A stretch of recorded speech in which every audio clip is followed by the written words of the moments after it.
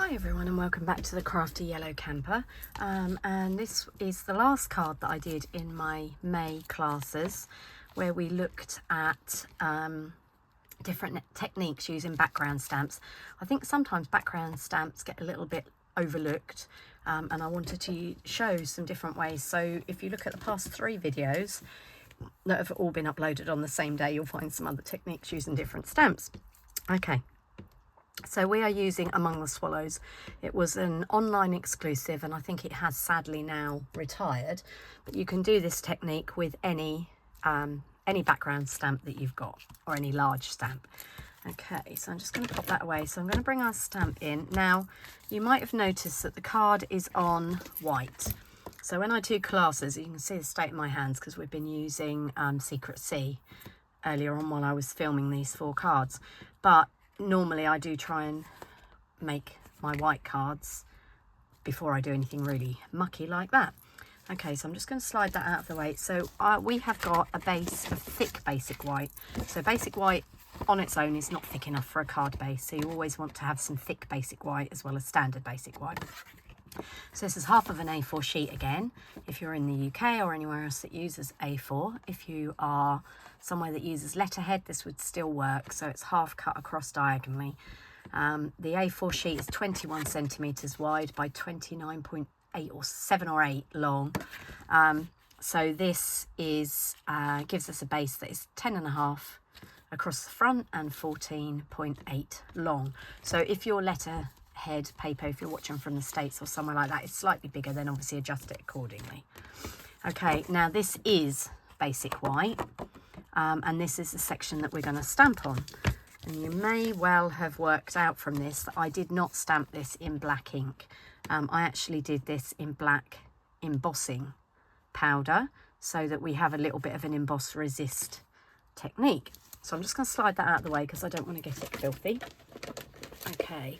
So let me bring in my embossing essentials. So I have got a paintbrush. We all need a paintbrush. You can buy an embossing set from Stampin Up. The only reason I haven't got one is because I already had these little tidy trays, so I didn't deem it necessary. But you can get a really good set that comes with a pair of enamel-ended tweezers, so that you can hold your work down. It comes with a much bigger tray with a screw end that you can tip your powder back into and put your work in to tip the powder on. And it comes with one of these. I call mine a dust buddy, but I can never remember. Embossing buddy, sorry. Okay, it's basically a little bag that's filled with talcum powder, I think. Okay, so when I first started crafting, I had a baby sock filled with talcum powder, and that did the same thing. So what we need to do is we need to wipe over our piece of cardstock, and this is basically anti-static, and it gets rid of any stickiness, any sticky residue. It's a bit like when you go to the beach. I don't know how many of you know this, but if you take a small tub of talcum powder and a paintbrush, if you have trouble getting the sand off your children's feet because they're hot or they're still a little bit damp, if you sprinkle some talcum powder over your feet, or your children's feet, whoever's feet, and then you can literally, the sand will brush off with a paintbrush. Little top tip that's not crafting there for you, look. So there's my embossing buddy. So what we're now going to do is we are going to ink up the stamp with Versamark.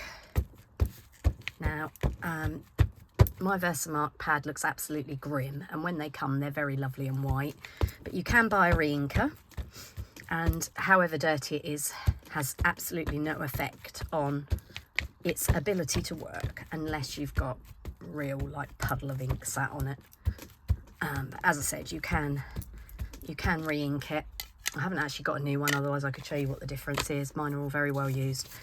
Okay, so what we're going to do now is we're going to open up our piece of scrap paper, put my stamp down, because as I've said in the previous videos in this set, the block is just far too big for my hands. Now remember which side you've done with your talcum powder or your embossing buddy.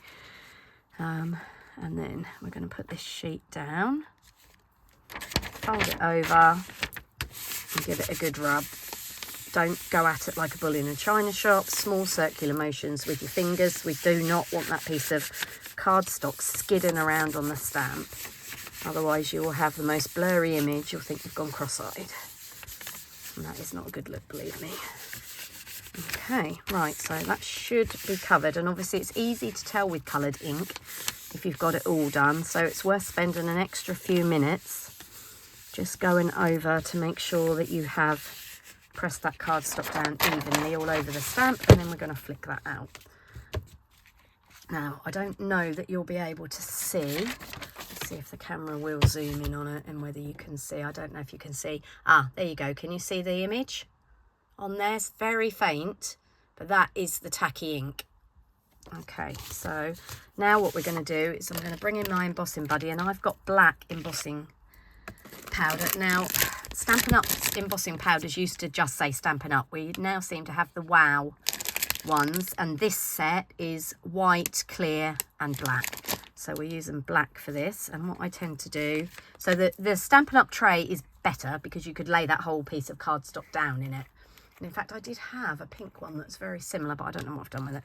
So what I tend to do is just stand it up in my little tidy tray. But again, as I said, if you do this in the embossing set that Stampin' Up sell, then you can lay the whole thing in it. But I tend to just do mine over. Now, however careful you are, you will get embossing powder on your desk. So just be aware. Tap it to get off any excess, and obviously make sure you've caught everything on the edges. Now you can see there is powder on my desk. So that's good to go for the time being. We don't need to do anything with that. So I'm going to bring in my very large brush. So this is called a clean sweep brush. Unfortunately, we don't sell this, but any paintbrush will work. This is a Nouveau one, I think. And that just helps get up any powder off my desk. Now, it's not so much not wanting to waste any powder, although I don't. It's more a question of not melting it onto your desk. Okay, and I'm just, you can see I've used hardly any powder. I mean, this tub of embossing powder has been used to do 8 or 9 cards already. And then I'm just going to get that in there to get the residue out. And then I'm just transferring to my small brush. And it's at this point, note you don't want anyone to sneeze, because that would be disastrous. Now, I watch videos sometimes of other people making things and they're heat embossing, and they brush all the powder lovingly back in from their trays, and they don't put the lid back on, and then they either knock it over, or they sneeze, or they waft the heat gun over it, and you may as well have not bothered. Okay, there's just a little bit left on there. Like I said, I'm not particularly interested in that powder. I just want to get it off my desk, because once that's melted, it's not shifting. Right, there we go. I know that takes time. It's a little bit laborious, but, you know. Okay, tidy is as tidy does. My husband wouldn't agree with that. Okay, so I'm just popping those back in there out of the way. That can go. This brush does come with a cover, so I do put it back on to try and stop the bristles getting warped. Okay, so let's get rid of that and go back to this part. Now I'm just going to warm my heat gun up, so please excuse the noise. You always get a better heat, if you like, or better melt if the heat gun is warm to start with.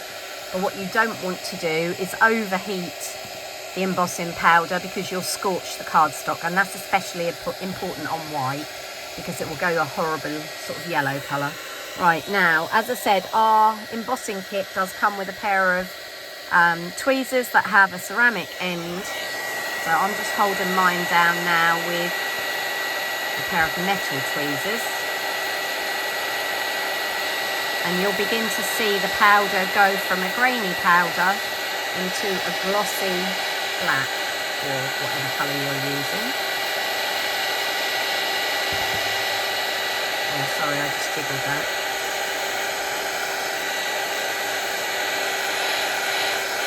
I normally have embossed panels right ready to go when I'm filming, but I realised it's been a little while since I did some heat embossing and thought it wouldn't harm to recap on some of the top tips. Never point it at yourself when you're moving things around, obviously, because it will burn. It's a lot hotter than a hairdryer. So people ask me sometimes, can you use a hairdryer to do heat embossing? The resounding answer is no, because a hairdryer gets nowhere near hot enough. This gets really, really hot. So again, be careful of your own self. If you've got children around when you're crafting, make sure they don't touch the end of it, because it will be very, very hot. Okay, and I'm just going back around the edges to make sure that all the powder is melted. As I said, you can see if it hasn't, because it will still look a grey, grainy colour and texture. There we go. Right, and the heat guns all have this on to stand them up, so this hot end is not on your desk. I tend to lean mine over the edge of a drawer, but that's just what works for me. Okay, so we just need to give that a little bit of time to cool down. If you start touching heat embossing straight away, I'm just wondering whether I've got that bit properly. You will find you will smudge it, because it's obviously molten. You know, I think there's just not as much powder on that edge. That happens sometimes as well. Okay, so be careful handling it for a little while. I'm just going to give that a little bit of a waft. So I need that to cool down so that we can move on to the next stage. It doesn't take long. But as I said, if you touch it before it has cooled down, you'll smudge it. Right, that's fine. Okay, so now what we're going to do is, I don't know if you noticed on here, I've coloured in certain sections. So I've coloured the irises basically. But if you were to do this technique, it's entirely up to you which sections you wanted to colour. I mean, you might want to colour the swallows and leave the irises. You might want to colour the whole thing. But I'm just going to colour some of the foliage and the irises. Obviously, we've done black heat embossing, and swallows are black and white, which is why I chose not to colour those in. Right, so I've got my blends here, and I have got dark pineapple punch. What else have I got? Light daffodil delight and dark daffodil delight, because I don't have lemon lolly blends. So I'm going to go in with the light daffodil delight on the flowers, and I'm using the broad end. Now some of my blends need replacing, because some of them have got a bit well used, and if people aren't as gentle with them as perhaps I would like them to be, they get a bit scrubby on the ends.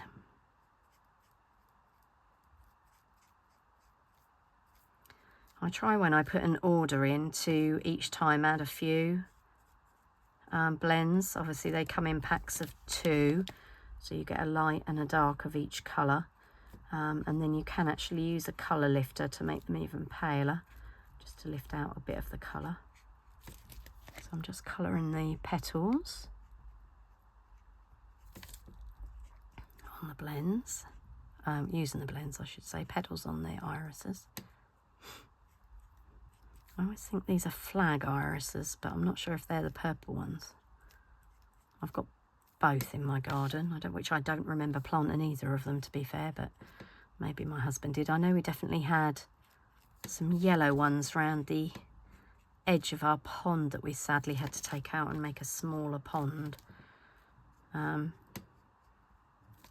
Because I look after children, I'm a childminder in the UK, so obviously I can't have open water. And when we first moved into this house 21 years ago, I had a grid made to go over the pond, which was fine, but it cost 21 years ago £600, which was a lot of money. And unfortunately parts of it had rusted through, which after 21 years I don't think is horrendous, but obviously it wasn't safe. Okay, so then I'm going to come in with some greens. I'm going to use light old olive, and if I want to darken it down I can either go over it again. Oh, missed one of the buds there.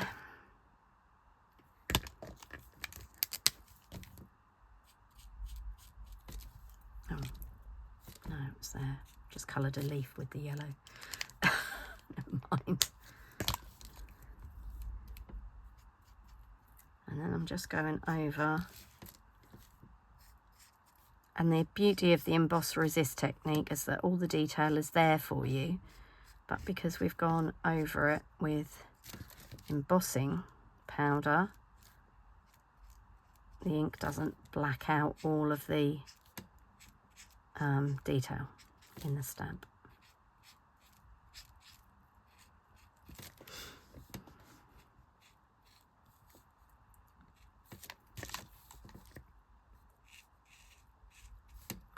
If you find you're easier with the smaller nib to do these kind of bits, then obviously use that. But this pen hasn't been obliterated, so it's still got a nice pointy, nice pointy end on it. I have to be careful not to get annoyed with the children that I look after, because they're obviously learning, but some of them, I've watched them, they look like they're scrubbing at the scrubbing with the felt pen so much that they want to go through the paper. Right, okay, I think we're good. Just going to go back in. There's a tiny little bit of flower there. Okay, so you could do that with it, which is what I've done. What I then did is I went over the buds with the darker Daffodil Delight. You can see this darker one needs replacing really, but the pointy end is fine. So, because buds do tend to be darker than the flowers, are sort of more concentrated when they're in buds. Oh, I just realised I missed a bit of green there as well. That is the thing, when you start looking, you think, oh, missed a bit there, missed a bit there. Okay, so I'm just going to bring back in my old olive.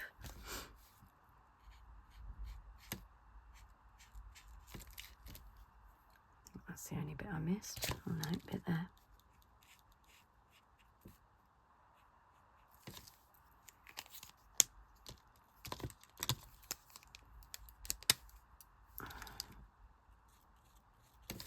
Okay, there we go. So that's all coloured in.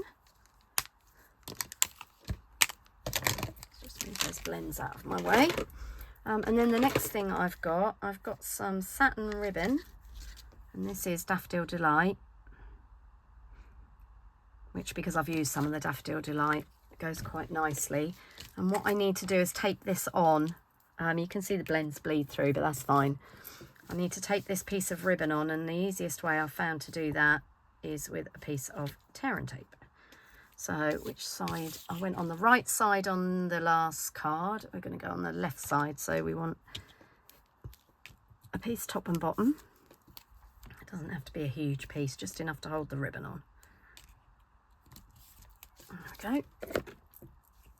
And I'm going to take cover off. I don't like to waste ribbon, so I always stick it on the back rather than going all the way around, which I've seen some people do. And if you've got the budget that you can afford to put as much ribbon on the back that no one's going to see as you do on the front, then fine, but I don't have that budget. Okay, so I just want to snip that off and then just take off the covering on this and fold that piece over. Now do make sure that your cardstock is flat, because if you pull it too tight it will bow it and then it won't stick properly. Okay, so that's our Daffodil Delight. I love that colour, one of my favourites. Okay, and then what we're going to do is we're going to stick this onto our card front. So I'm going to use Tombow for that rather than dimensionals, and obviously where the double-sided tape is, the tear and tape, that'll just add a bit of extra stick. Okay.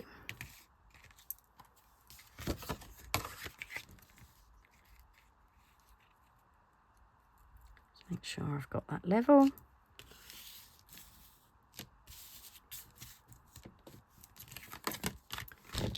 Okay, so there we go, and obviously it's on a white base, so you don't need to put in an inside panel. You can if you want to, but I don't tend to on a white card base because you can just write on the back. Some people like to put a liner in, and that's absolutely fine.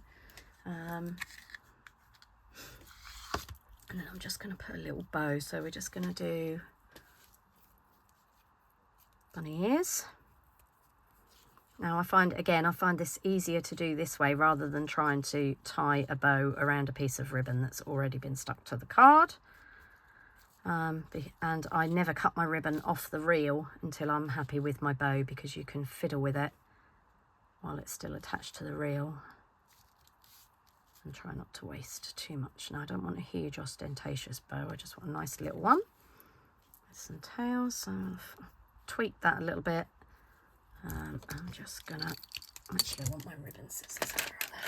So I keep a separate pair of scissors for ribbon, that way I know they're always sharp when it comes to cutting off the tails. And anybody uses my ribbon scissors for anything else, they get told off. Okay, and I'll just cut that one a little bit short. That'll be fine. Okay, so that's our Daffodil Delight ribbon. And as I said, rather than trying to tie a bow around that piece of ribbon that's already going down, I find it far easier to tie the bow and then just put a glue dot on the back of the bow